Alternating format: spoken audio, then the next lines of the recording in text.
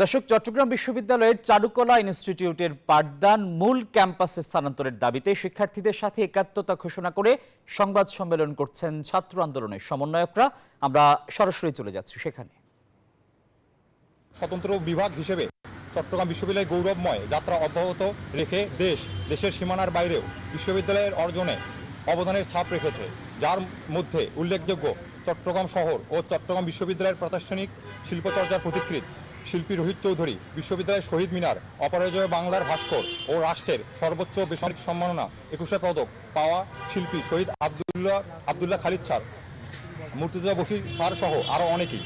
চারুকলা যখন তার গৌরবময় পথচলা চট্টগ্রাম বিশ্ববিদ্যালয় তথা রাষ্ট্রকে উপহার দিয়ে যাচ্ছিলেন, তখনই কোনো অপশক্তির ইশারায় অধ্যাপক জসিমউদ্দিন বিভিন্ন রাজনৈতিক ব্যক্তিত্বের সাথে লিয়াজু করে স্বৈরাচারী শাসক সাবেক প্রধানমন্ত্রীর স্বাক্ষর নিয়ে 2010 সালে মূল ক্যাম্পাসে থেকে চারুকলাকে স্থানান্তর করে বিশ্ববিদ্যালয় ও বিশ্ববিদ্যালয়ের শিক্ষার্থীদের ন্যায্য অধিকার ছিন্ন করেন। শিল্পী রোহিত চৌধুরী চট্টগ্রামে শিল্পচর্চাকে অমলিন রাখতে 3টি শিল্পশিক্ষা প্রতিষ্ঠান গঠন করেছিলেন, যা চট্টগ্রাম বিশ্ববিদ্যালয় চারুকলা বিভাগ, তৎকালীন চারুকলা কলেজ ও বর্তমান চট্টগ্রাম শিল্পকলা একাডেমি।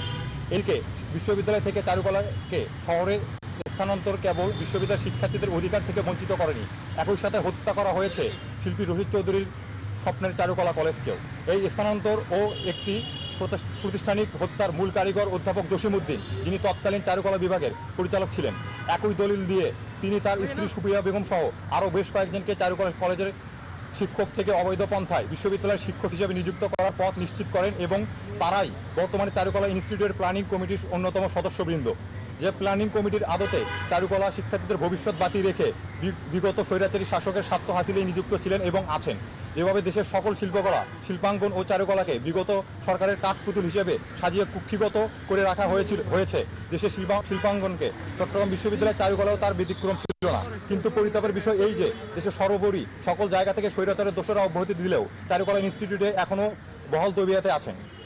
চারুকলাকে বিশ্ববিদ্যালয়ের মূল ভূখণ্ডে থেকে বিচ্ছিন্ন করার পর থেকে নজিরবিহীন দুঃশাসন, অব্যবস্থাপনা ও বৈষম্যবাদী আচরণ চালিয়ে আসছেন।